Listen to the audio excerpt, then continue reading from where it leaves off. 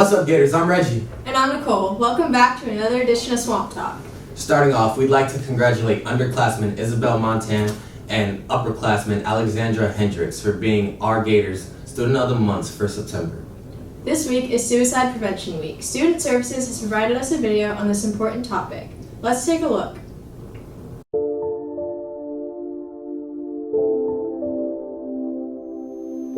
Good afternoon, Gators. As your school counselors, we have a very important message that we need to discuss with you all.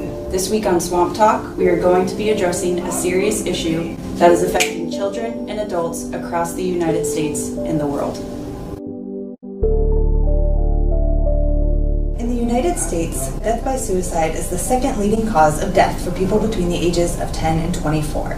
According to the American Foundation for Suicide Prevention, 1.1 million high school students in the United States have made at least one attempt in the past year.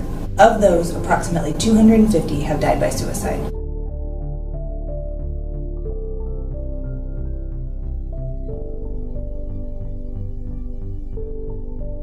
These numbers may surprise you, and that is why we want to make sure that you are all supported in every way possible.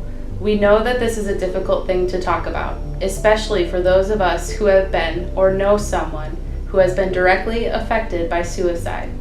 However, it is very important that we have these conversations so that we are able to support our friends, peers, and family members who may be going through tough times. Next week, we will put up our wall of hope during lunch for students to write uplifting messages for their peers who may be struggling. Stay tuned at the beginning of next week for an announcement when we will be asking for you to participate. Remember, a little goes a long way, and something as simple as a kind word or gesture could be the difference in someone's life.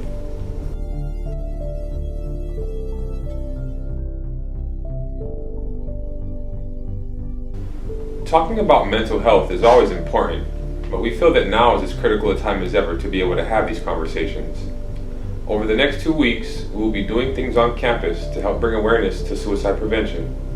Today's Swamp Talk will be followed by a segment on Friday that will highlight some of the warning signs of suicide and will provide you with examples of ways that you can help someone who's going through tough times.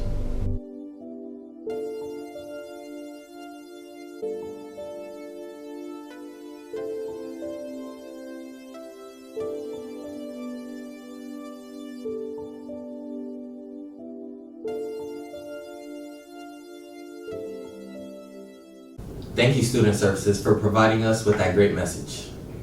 Speaking of useful information, Kenna sat down with Mrs. Cologne to find out how students can get involved with community service projects.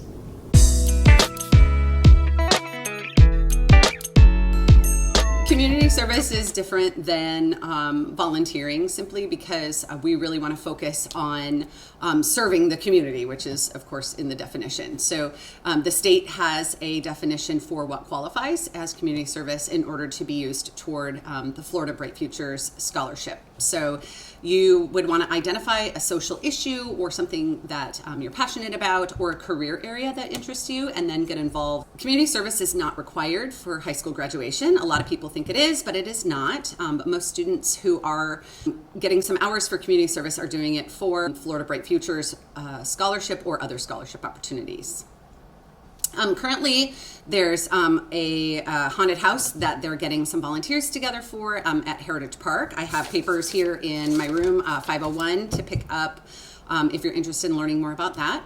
Some other common places in our area are the Land O'Lakes Library, the Parks and Rec, the Pasco Animal Shelter or Humane Society, Metropolitan Ministries, Feeding Tampa Bay. We don't have a list of places in order to choose from, but there are several local organizations and opportunities that you can get involved with. You can submit hours online through the Land O'Lakes High School website. You can drop off documentation here in the College Career Lab, and you can use a documentation form that we have or submit a letter or statement that shows how many hours you did and where.